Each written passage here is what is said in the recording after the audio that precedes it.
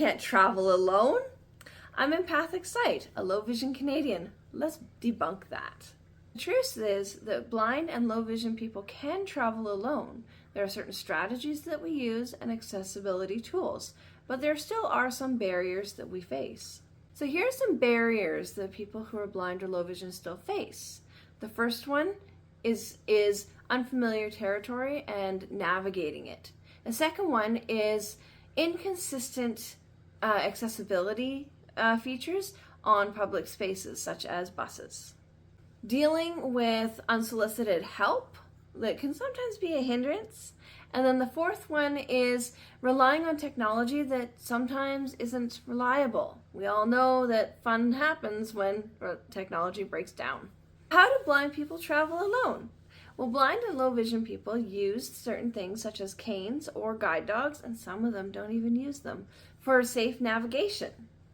Using certain technologies such as the apps of Be My Eyes and GPS location can help somebody with navigation in unfamiliar spaces. Orientation and mobility training, oftentimes we get an instructor for that, and they teach us how to navigate spaces when we are living with low vision or blindness.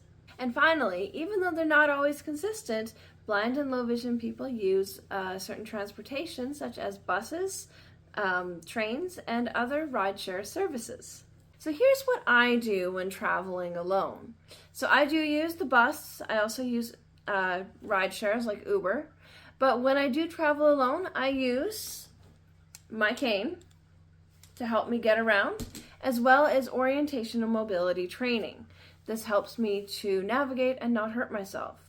When it comes to planning my routes, I often go ahead of time with somebody who is sighted so they can help me find the landmarks that I need for when I get to where I'm going.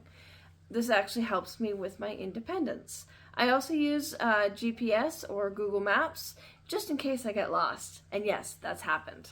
Just remember that blindness is just a different way of experiencing the world. It's not a limitation. Now I have a challenge for you. I want you to think about how you navigate the world and what senses you use. Try closing your eyes for about 10 seconds while walking through a room, just to try to understand what other people might be going through. Thanks for checking out this video with me. If you have any questions about blind independence, please leave them in the comments. And as always, please remember to like, follow, subscribe, you know the drill.